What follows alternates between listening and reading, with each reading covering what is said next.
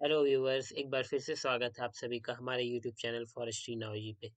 आज हम डिस्कशन हमारी रहेगी एक और क्वेश्चन हमारी एग्रो फॉरेस्ट्री की, है ना। तो देखिए, ये जो क्वेश्चन है ये 2002 में पूछा जा चुका है। इससे पहले वाली वीडियो में हम लोगों ने 2000 और 2001 में जो पूछे गए क्वेश्चन थे उसको डिस्कस करा था। यहाँ जो क्वेश्चन है ये बात कर रही है discuss the evaluation of agro forestry system. इसमें हम लोग को क्या करना है कि एग्रो फॉरेस्ट्री की इवेल्युएशन करनी है ना, जो कि जो भी बेनिफिट्स हैं, है ना, इसके जो एडवांटेजेस हैं, इसके जो फीचर्स हैं, इसको हम लोग को डिफाइन करना है। तो सबसे पहले हम लोग क्या करेंगे कि सबसे पहले तो आप एक जो हमारा एग्रो फॉरेस्ट्री का जो डेफिनेशन है, ठीक है, इसको हम क्या कर देंगे, एग्रो फॉरेस्ट्री का डेफिनेशन जो है इसको हम लोग लिख लेंगे, जो ये लैंड मैनेजमेंट सिस्टम है ना, इसको लिख लेंगे। इसी के साथ ही साथ हम क्या करेंगे, इसके जो एडवांटेजेस है ना, इसको हम पॉइंट वाइज पॉइंट लिखेंगे। जैसे कि मान के चलिए, जो हम जानते हैं कि जो है इकोलॉजी को ये कैसे सपोर्ट करता है ना, सॉइल कंजर्वेशन करता है, वाटर मैनेजमेंट है ना। तो इसमें हम लोग इसको ए में दे देते हैं कि इकोलॉजिकल इवैल्यूएशन, ठीक है। ये पहले हम लोग इकोलॉजिकल इवैल्यूएशन इसका करेंगे। तो इसमें क्या होगा, इसमें आपका सबसे पहला तो आएगा कि हम जानते हैं कि जो बायोडाइवर्सिटी हमारी, बायोडाइवर्सिटी, इसको ये क्या करता है, इनहेंस करता है। कैसे इनहेंस करता है, जैसे देखिए हम लोग जानते हैं एग्रो फॉरेस्ट्री जो है, इसमें आप क्या करते हो, ट्री को लेते हो, साथ ही साथ एग्रीकल्चर क्रॉप ले रहे हो, इसी के साथ ही साथ क्या है, हम जो एनिमल स्पीसीज जो है ना, फॉडर वगैरह जो है, एनिमल स्पीसीज है ना, तो ये सभी चीज ले रहे हैं। तो ये क्या होता है कि यहाँ आपको काफी ज्यादा डाइवर्सिटी देखने को मिलेगी इन टर्म्स ऑफ स्पीसीज, ठीक है। दूसरा क्या है, दूसरा आप देखिएगा तो हम लोग जानते हैं कि सॉइल कंजर्वेशन करता है, ठीक है। सॉइल कंजर्वेशन कैसे, तो ये क्या करता है कि जो रन ऑफ होता है ना, सरफेस रन ऑफ है, surface run of, surface run of क्या होता है कि जब हेवी रेन होती है तो वो सरफेस की जो सॉइल है उसको क्या करती है, अपने साथ वो इरोड करते हुए चली जाती है। तो ये क्या करता है, जब एग्रोफॉरेस्ट्री सिस्टम है उसमें क्या है, जो ट्रीज होते हैं वो सॉइल को होल्ड करके रखते हैं, और जो आपका सरफेस रन ऑफ होता है उसको वो क्या करते हैं, नहीं होने देते। तो सॉइल को कंजर्व करके रखता है ना। इसी के साथ ही साथ क्या है, सॉइल हेल्थ ये कैसे मेंटेन करता है, तो ये क्या करता है कि जो इसके लीव्स वगैरह है ना, ये काम करते हैं, ऑर्गेनिक मैटर ऐड करते हैं ना, सॉइल को फर्टाइल बनाते हैं। इसी के साथ हम जानते हैं कि काफी सारे जो लेगुमिनस ट्री स्पीसीज होते हैं, जनरली जो आपको ये फेबेसी फैमिली में देखने को मिलेंगे, ये क्या करते हैं कि नाइट्रोजन फिक्सेशन करते हैं। क्या करते हैं, नाइट्रोजन फिक्सेशन करते हैं, ठीक है। तो इस तरह से ये सॉइल को क्या करते हैं, कंजर्व भी करते हैं और फर्टिलिटी भी इनहेंस करते हैं। इसी के साथ साथ क्या है कि जो हमारा वाटर मैनेजमेंट है, एक तरह से जो वाटर साइकिल है, इसको ये क्या करता है, हेल्दी वे में मेंटेन करता है। कैसे कि जैसे मान के चलिए जो रेन होता है तो क्या होती है, ये इनफिल्ट्रेशन, इनफिल्ट्रेशन में काफी ज्यादा इंपॉर्टेंट रोल प्ले करते हैं। कि जो आपका रेनफॉल होती है तो ये क्या करते हैं, उस रेन को ये क्या करते हैं, परकुलेट होता है, और वो क्या होता है, आपका जो ग्राउंड वाटर है वहां तक ये जाता है ना। उसके बाद साथ ही साथ ये क्या करती है कि जो आपके रन ऑफ वगैरह है इसको भी क्या करती है, रिड्यूस करती है, ठीक है, रन ऑफ को भी रिड्यूस करती है। ये हमारा हो गया आपका इकोलॉजिकल इवैल्यूएशन, ठीक है। अब दूसरी इवैल्यूएशन पे हम चलते हैं, ठीक है, यहाँ पे मैं लिख रहा हूँ अब दूसरी इवैल्यूएशन पे। ये तो हमारी हो गई इकोलॉजिकल। अब बात करते हैं हम लोग इकोनॉमिक की, इकोनॉमिक इवैल्यूएशन की, ठीक है। ये हमारी थी इकोलॉजिकल, ठीक है। इकोलॉजिकल को आप ऐसे भी समझ सकते हो कि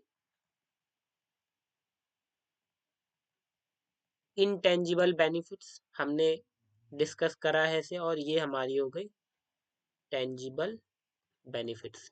टेंजिबल बेनिफिट्स क्या होती है कि ऐसे बेनिफिट जो कि हमको डायरेक्ट मिल रहा है, ठीक है। जैसे कि हमने टिम्बर को सेल करा और उससे हमें पैसा मिल गया, या फिर आपने कुछ क्रॉप लगाए उसको हार्वेस्ट किए और मार्केट में बेच के आपने पैसा कमा लिया, तो ये आपके टेंजिबल बेनिफिट्स हो गए डायरेक्ट। और इनटेंजिबल बेनिफिट क्या होती है कि आपको इनडायरेक्ट रूप से वो बेनिफिट प्रोवाइड करता है, जैसे कि वो आपका क्या कर रहा है, सॉइल को कंजर्व कर रहा है, सॉइल फर्टिलिटी इनहेंस कर रहा है। तो कहीं ना कहीं क्या है कि आपका क्रॉप प्रोडक्शन को वो क्या करेगा, इनहेंस करेगा। और जब आप उसको बेचोगे मार्केट में तो फिर पैसा आपको अच्छा मिलेगा। तो ये एक इनडायरेक्ट सर्किल हमने देखा कि कैसे इनडायरेक्ट वे में आपको ये क्या कर रहा है, एक तरह से आपको ये प्रॉफिट पहुंचा रहा है ना। तो ये बेसिक डिफरेंस है टेंजिबल और इंटेंजिबल बेनिफिट्स में। अब इकोनॉमिक कंडीशन इवेल्युएशन की हम बात करें तो यहाँ पे हमें जो प्रोडक्टिविटी है काफी इनहेंस मिलता है। दैट मीन्स की जो आपका प्रोडक्शन पर यूनिट एरिया है ये आपका बढ़ जाता है। कैसे बढ़ जाता है कि जैसे मान के चलिए आप क्या करते हैं, हम यहाँ पे कि ट्रीज मान लीजिए रो में ट्री लगाया हमने और यहाँ पे फिर क्रॉप भी लगाया ट्री के बीच में, ठीक है। जैसे कि ये सिस्टम कहाँ हम लोग को देखने को मिलता है, एले क्रॉपिंग जो है उसमें हम लोगों को ये देखने को मिलता है कि ट्रीज के रो के बीच में हम लोग क्या करते हैं, क्रॉप्स लगाते हैं। तो यहाँ पे क्या है, जब आप पर यूनिट एरिया देखोगे ना तो यहाँ की प्रोडक्टिविटी जो है बढ़ जाती है, ठीक है। उसी के साथ ही साथ इकोनॉमिक इवैल्यूएशन में हम एक और जानते हैं कि एक आपको डाइवर्स सोर्स ऑफ इनकम देता है। डाइवर्स सोर्स ऑफ इनकम ये कैसे देता है, जैसे हम लोगों की जो अभी जो इससे पहले वाली जो PYQ की सीरीज आई है एग्रो फॉरेस्ट्री सिस्टम पे, इसमें हमने बात करा था, जो एक क्वेश्चन था कि आपको जो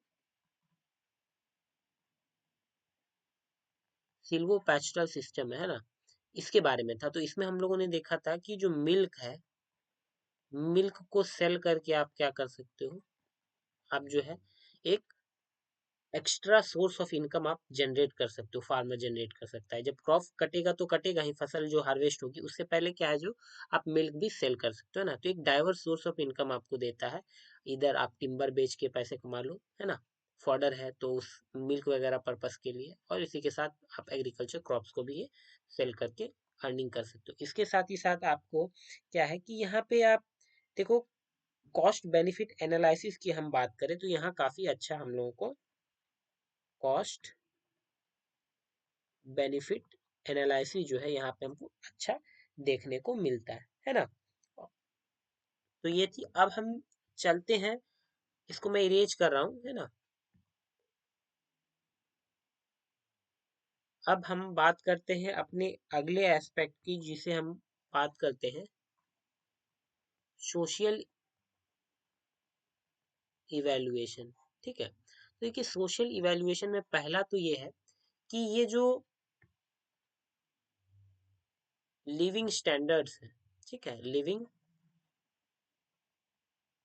लिविंग स्टैंडर्ड्स हैं फार्मर्स के, है ना, किसानों की, इसको ये क्या करता है, ऊपर उठाता है, ठीक है। क्योंकि जब आप डाइवर्सिफाइड सोर्स ऑफ इनकम आपके पास है तो मान के चलिए अगर आपका जो आपने क्रॉप लगाया है, ठीक है, ये किसी वक्त किसी कारणवश क्या होता है, क्रॉप फेलियर हो जाता है, तो आप क्या करोगे कि टिम्बर बेच के आप पैसे कमा सकते हो। या नहीं तो जो आपने अगर सिल्वी पास्चुरल सिस्टम अप्लाई कर रखा है एग्रोफोरेस्ट्री, तो आप मिल्क से अर्निंग आप कर लोगे, है ना। या मान के चलो एक्वाकल्चर है, या फिर आपकी एपीकल्चर है, तो वहां से आप क्या करोगे, अर्निंग ले लोगे, है ना। दूसरा क्या है कि ये जो है क्या करता है कि एक आपको जो इन्वॉल्वमेंट है ना, कम्युनिटी लेवल पे जो है कम्युनिटी इन्वॉल्वमेंट आपको यहाँ देखने को मिल जाती है ना। अभी हम लोगों ने JFM वाली टॉपिक नहीं डिस्कस करी है, बट जब इसको भी हम लोग डिस्कस करेंगे, ज्वाइंट फॉरेस्ट मैनेजमेंट, तो ये आपको एस्पेक्ट देखने को मिलेगा एक कम्युनिटी लेवल पे जो किसान है ना, इनका इन्वॉल्वमेंट देखने को मिलता है। अभी तक जो हम लोगों ने पढ़ा उसमें हम लोगों ने पढ़ा था टोंगिया सिस्टम। यहाँ हम लोगों ने देखा था कि कैसे फॉरेस्ट डिपार्टमेंट और जो वहाँ के जो ट्राइबल्स हैं, ठीक है, ट्राइबल्स हैं, लोकल पीपल्स हैं जो वहाँ पे रह रहे हैं आपके फॉरेस्ट एरिया के अंदर, वो दोनों आपस में, उन दोनों का कोऑर्डिनेशन हम लोगों ने देखा था तोंगिया में, है ना। तोंगिया टोटल 3 टाइप्स के होते हैं, लीज तोंगिया, विलेज तोंगिया एंड डिपार्टमेंटल तोंगिया, ठीक है। तो ये हमारा हो जाएगा आपका सोशल इवोल्यूशन, है ना। इसी के साथ साथ अब हम बात करते हैं, एक और एस्पेक्ट की बात कर लेते हैं जो कि हमारा हो जाएगा डी नंबर, है ना। इसमें हम बात कर लेते हैं सस्टेनेबिलिटी की, ठीक है। सस्टेनेबिलिटी इवेल्युएशन भी हम लोग कर लेते हैं। तो यहाँ पे सबसे पहले आपको ये लिखना है कि चूंकि जो ये हम लोगों की जो लैंड मैनेजमेंट प्रैक्टिस है, ठीक है, इसमें हम लोग ये देखते हैं कि जो एक हम लोग जो यूज कर रहे हैं, हम जो प्रेजेंट नीड है उसको उसकी भी फुलफिलमेंट होते रहे, और जो नेक्स्ट जनरेशन है उसके लिए भी क्या है, सफिशियंट अमाउंट में जो है वो हमारा जो उनकी जो नीड है वो भी बरकरार रहे, है ना। तो यहाँ पे आपको क्या है, जो लॉन्ग टर्म सस्टेनेबिलिटी है ना, लॉन्ग टर्म प्रोडक्टिविटी आप कहो, है ना, वो आपको एग्रो फॉरेस्ट्री सिस्टम में क्या रहती है, बनी रहती है। कैसे बनी रहती है, तो देखिए ये सिंपल सा लॉजिक आप समझिए यहाँ पे कि सॉइल हेल्थ क्या है यहाँ पे बना हुआ रहता है ना। जो कि आपकी जो ट्री है वो क्या करता है, ऑर्गेनिक मैन्योर ऐड करते रहता है, ऑर्गेनिक कंटेंट ऐड करते रहता है ना, सॉइल इरोजन होने से बचाता है ना, रन ऑफ होने से बचाता है। तो ये क्या है, सॉइल को बचा के रखता है। और जो आप ये समझिए कि मेन जो हमारा प्रोडक्शन है, ठीक है, मेन जो प्रोडक्शन है वो जो डायरेक्ट डिपेंडेंट है सॉइल पे, सॉइल हेल्थ पे, है ना, जिसको कि क्या है, एग्रो फॉरेस्ट्री सिस्टम जो है इसको काफी ज्यादा तंदुरुस्त करके रखता है, जिससे कि एक सस्टेनेबल बेसिस पे आपकी प्रोडक्टिविटी बनी रहती है ना। ये हो गई आपकी, इसमें क्या है, जब इसमें आपको इकोनॉमिक वैल्यू आपको मिलेगी, ठीक है। अब हम बात कर लेते हैं इसमें थोड़ी इकोलॉजिकल वैल्यू की, कि यहाँ पे इन्वायरमेंटल, है ना, सस्टेनेबिलिटी आपको यहाँ देखने को मिलेगी, ठीक है। क्योंकि ये क्या कर रहे हैं, इन्वायरमेंटल सस्टेनेबिलिटी आप ये समझ लीजिए कि यहाँ पे हम लोग क्या करते हैं, कार्बन सिक्वेस्टेशन हो रहा है, ठीक है, कार्बन सिक्वेस्टेशन हो रहा है। साथ ही साथ क्या है कि यहाँ पे ये जो है हमारी, ये आपको क्या है, जो फ्रेश एयर है ना, और जो आपकी जो एक तरह से आप कह सकते हो कि जो ग्रीन हाउस इमिशन हम लोग को देखने को मिलता है, ग्रीन हाउस, है ना, इमिशन जो हो रहा है ना, तो कहीं ना कहीं ये क्या करती है कि कार्बन सिक्वेस्टेशन करती है ना। इसमें हमको ये फायदा देखने को मिलता है। और इसी के साथ एक और हम सस्टेनेबिलिटी की बात कर सकते हैं, यहाँ पे आप ऐड कर देना सोशल, सोशल सस्टेनेबिलिटी, ठीक है। तो सस्टेनेबिलिटी इवोल्यूशन में आप लॉन्ग टर्म प्रोडक्टिविटी, ये आपकी इकोनॉमिक पर्पज से हो गई, इन्वायरमेंटल सस्टेनेबिलिटी इन्वायरमेंटल पर्पज से हो गया, और जो थर्ड है सोशल सस्टेनेबिलिटी, जो कि हम लोगों ने डिस्कस करा, है ना। तो इस क्वेश्चन को आप ऐसे अटेम्प्ट कर सकते हो, है ना। स्टार्टिंग में आप क्या करना है कि एक एग्रोफोरेस्ट्री की जो है डेफिनेशन है जो मैंने बता रखी है उसको आप लिख देना। उसके बाद बुलेटिन फॉर्म में, है ना, जो हमने ए बी सी और डी देखा है और इसमें जो सब पॉइंट्स हैं इसको आप ऐड कर दीजिएगा, है ना।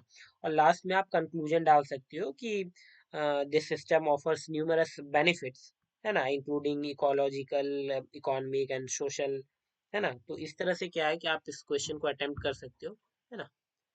तो ठीक है, चल मिलते हैं हम लोग अगले वीडियोस के साथ। वीडियो पसंद आया हो तो वीडियो को लाइक, चैनल को सब्सक्राइब कर दे अगर आप हमारे चैनल पर नए हैं, बेल आइकन प्रेस कर दे ताकि रेगुलर अपडेट आप तक पहुंचते रहे। और ये जो हमारा टेलीग्राम चैनल है ना, इसको आप ज्वाइन कर ले। इसमें क्या है कि जो हम क्वेश्चन आंसर यहाँ डिस्कस करते हैं इसकी डिटेल आपको रिटर्न फॉर्मेट में वहाँ पे आपको मिल जाएगी। Thank you and have a nice day.